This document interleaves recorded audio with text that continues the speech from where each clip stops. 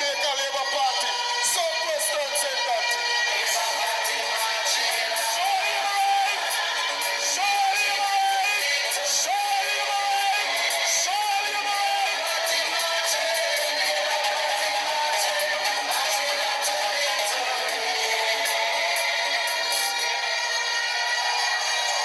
Labor rights.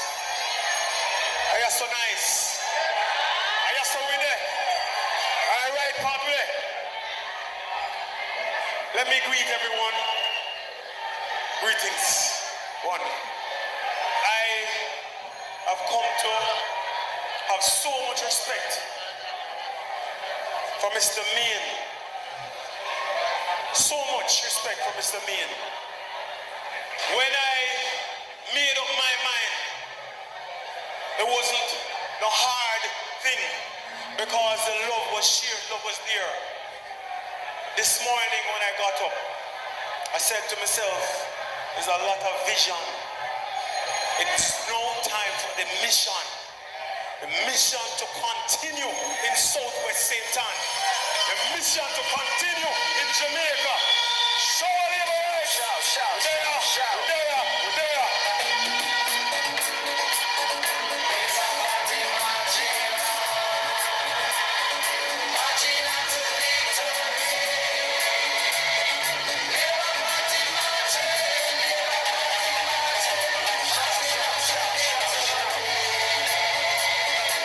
Lord, mine no join him. Guys, me telling you, and everybody I go sit down and stick.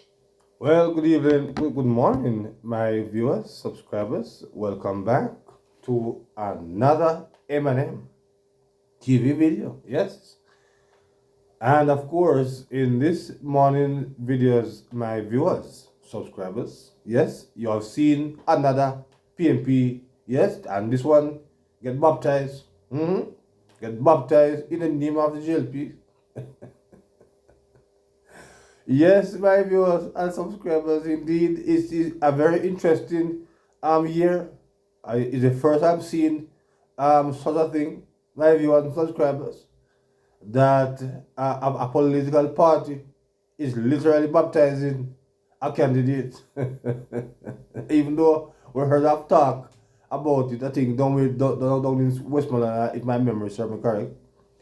Yes, my viewers. So there you are seeing that another PNP decide that he's gonna ditch his party because that party is like a sinking ship. Yes, and he's not planning to go down with it. No, so he has ditched my viewers and subscribers, the PNP. Yes, because I'm sure it was another thing that they did to him as they did to Dayton Campbell, and not to Dayton Campbell, but as they did to Craig Oates and Mr. Lawrence Rowe, yes, and Mr. French, yeah, and of course you have heard that more is coming, yes, more is coming, my viewers and subscribers. So it is going to be a very, very, very much interesting election. Yes, people are run left the PNP, unlike what the so-called prophet says, that the JLP is the one that's going to lose candidate people. Now it is, you're seeing that what the false prophet is prophesying is backfiring in his face. You are seeing people coming over on the JLP side,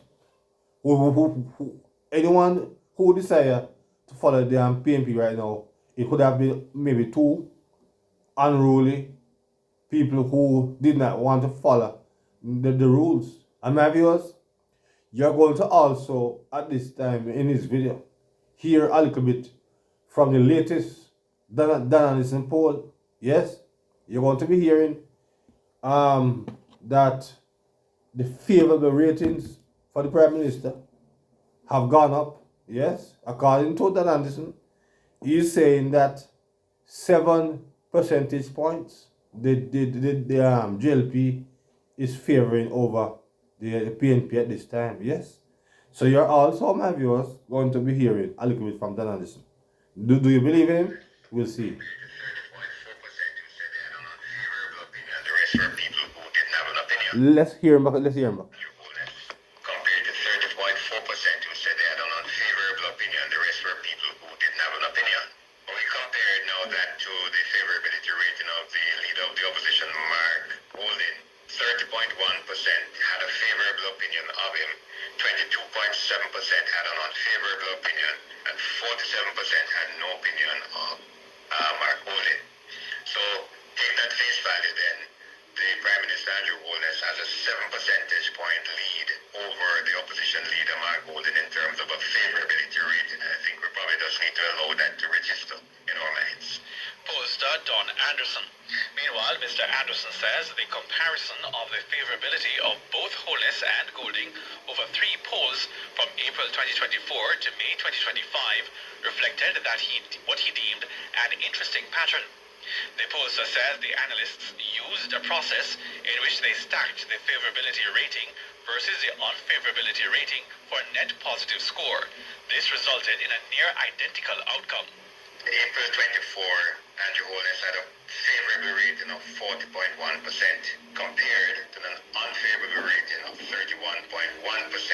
So we deducted, we took away the unfavorability rating from the favorability rating to give him a net score, and he had a net positive of 9 percentage points. We did the same thing for June 2024.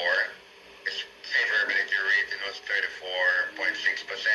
His unfavorability rating, however, was more than the favorability rating, so he had a net negative rating of 1.9%.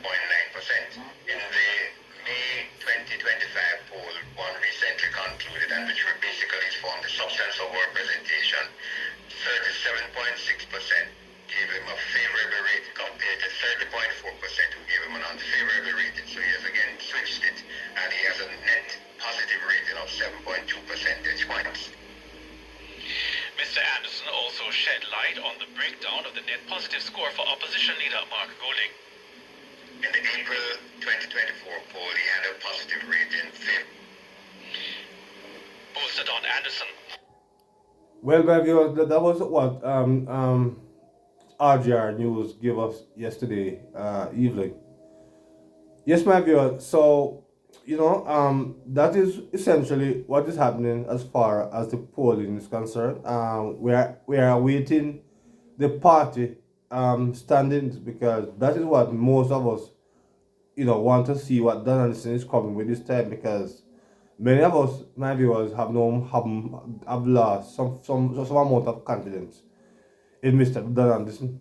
But let us see what they have to come with as far as the party standing is concerned. But as it is at this present time, my viewers, subscribers, that Mr.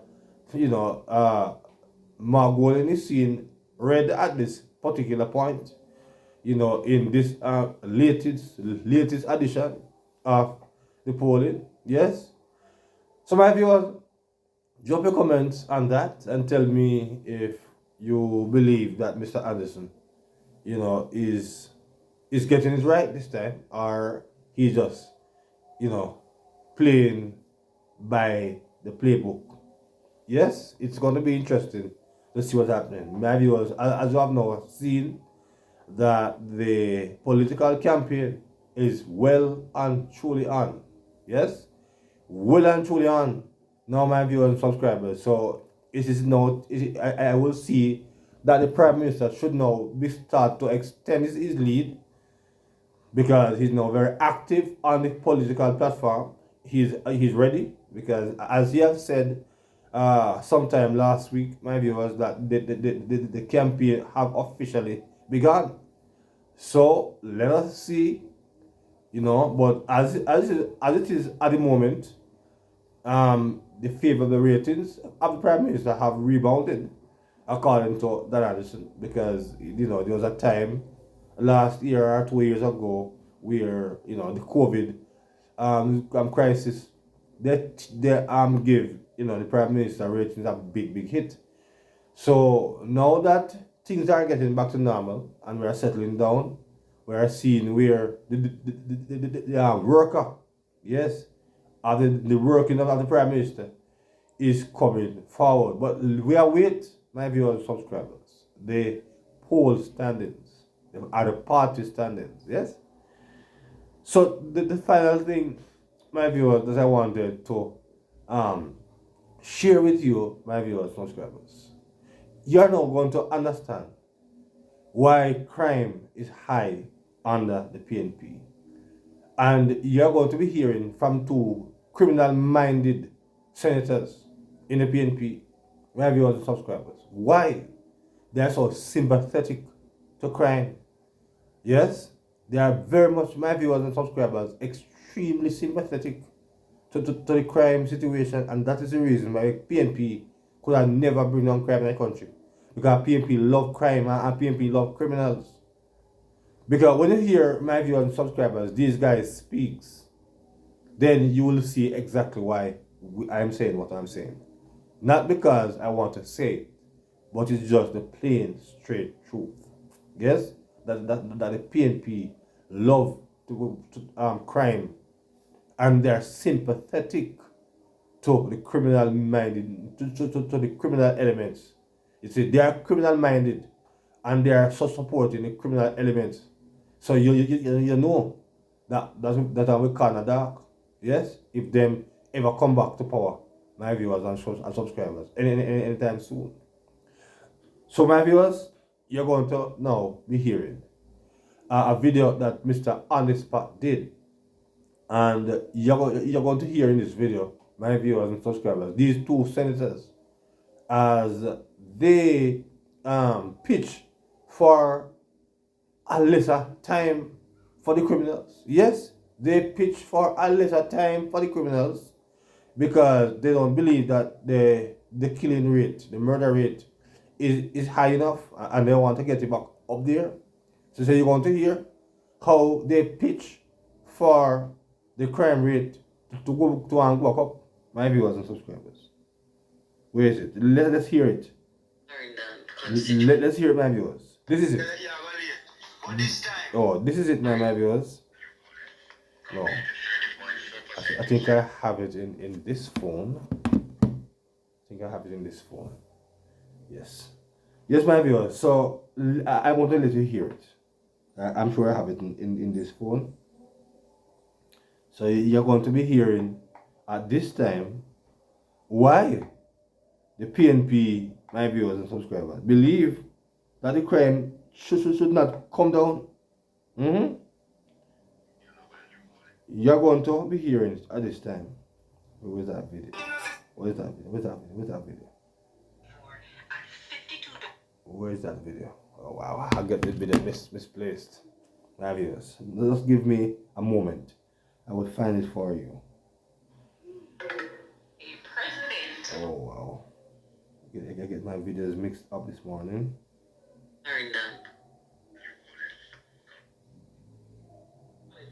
Sorry about that, my viewers. But this is the laws and put certain things in place to combat crime than we have seen with any government in years. Yeah, man. And that is just the plain, undeniable truth. So we're going to hear from Lambert Brown, then we're going to hear from Peter Bunting, then we're going to hear from Charles Sinclair. Now listen. I'm not a supporter of mandatory sentences because I believe circumstances alter cases. There are others who may be willing to support it, willing to give it a try. I'm not. Far too often it's the young men from marginalized communities, many first-time offenders, many coerced or manipulated, who find themselves serving lengthy prison terms under laws that make no distinction between a gang leader and a frightened, unemployed youth coerced to hold a bag or be a courier. Our judges, men and women with years of training and the benefit of hearing the full circumstances of each case, have their hands tied. They're unable to exercise discretion or show mercy where the facts and fairness would demand it. And so there is a risk of this approach of mandatory minimum sentences turning our justice system into a machine, mechanical, unforgiving, and blind to context. As set out in the memorandum of objects and reasons, this administration appreciates that crime, the murder has an adverse impact on domestic safety and security, with reputational damage to Jamaica and the country's gross domestic product. Mr. President, positive results and improved statistics count for something. The travel advisory has been relaxed, so that is an improvement because of the improvements made by this administration. When I hear what Peter Bunting just say, that the judges now have their hands tied because of the mandatory minimum sentence, that they can't exercise discretion on the perpetrators of crime, and that the justice system will become a well-oiled machine that is unforgivable. And to me, so what? Who use discretion when the grandmother and the grandpitney them lose them 3 points to criminal elements? Who was there to give discretion for the teacher and the taxi operator that was brutally gunned down in Montego Bay, St. James just the other day? Who was there when young Kelsey Farragon lose 3 points to give discretion? Who was there when many other women and children and young men who have lost their lives to hands of criminal elements? Who gave them discretion? What about the victims? We are so concerned about the perpetrators of crime and just sweeping under the carpet the many lives that has been lost over the years. Again, I do ask this question. Are these politicians living in Jamaica? You know what I would love to see happen? That for a member of parliament to become a member of parliament, meaning the MPs for the communities, they would have to reside in the community or the area of which they are the member of parliament for. Can you imagine Andrew Oles have to live down a White House? Can you imagine that Angela Brownberg have to live over Maxfield Avenue, Dessa, or out a 2 mile out of Delacree Park, or in a Pineland? Can you imagine Desmond McKenzie have to go back in a West Kingston, go live? Just imagine these MPs living in the political garrisons that they are member of parliament for. You know how different these areas would have become because they are living there. So Peter Bunting, you're just in the opposition, so you just have to oppose. But everything that you say is utter rubbish. Yeah, man. Now that Yes, my viewers and subscribers, that is what Mr. On the Spot have to say. And you have heard from the Lambert Brown, yes, who believe that the monetary sentence is too much, yes. You know Peter Bunting style, love the criminals, and film style is to see as much criminal rise and take our lives as possible. Yes, Peter Bunting, my viewers, and I really pray that such a like as Peter Bunting will never see back his hand in government, because these people are natural disasters. Yes, these are natural disasters that are waiting to happen to bring the country back to where we're coming from. And I appeal to my undecided voters and some of these people who decide they're not voting. Please, I am appealing to you as a Jamaican citizen. When you hear from how these people speak, you know who support crime. You know who love crime. You know who decides why the crime must continue to rise, because fearful of your life is important. You have to understand, my viewers and subscribers and my undecided voters, that Peter Bunting is well protected, even though there are you know, but he can get as much licensed firearm as he wants, even if he have illegal gun. Nobody can know, because no police now go female go find out if he have any illegal weapons. But if he can get as much legal guns if he wants to have them. right? But you and I, my viewers, subscribers, my fellow citizens, can't get one. Yes, we can't get one licensed firearm, right? Because they make it so hard for us to protect ourselves and our families. And these are the people that PNP misguided supporters are running behind, who don't give a shit about their lives. They only care about freedom one. Because most time, my view, when you want to see these politicians around, if you see Mark Golding, you see him with several police behind him. Yes, they are well protected, but something is done about is being done about the crime, and they are putting the laws to the whole criminal accountable. My viewers, you have heard everything what Honest Pan said. So I don't have to add anything more from that, because he said it so perfectly. Yes, they want mercy for criminal elements, for killers who take our life. Yes, and when they're coming to take full life, they're not giving us any mercy. They don't care. According to on the spot, when the 9-year-old young girl, that boy was not a gang member. He was a serial troublemaker and a disaster, right?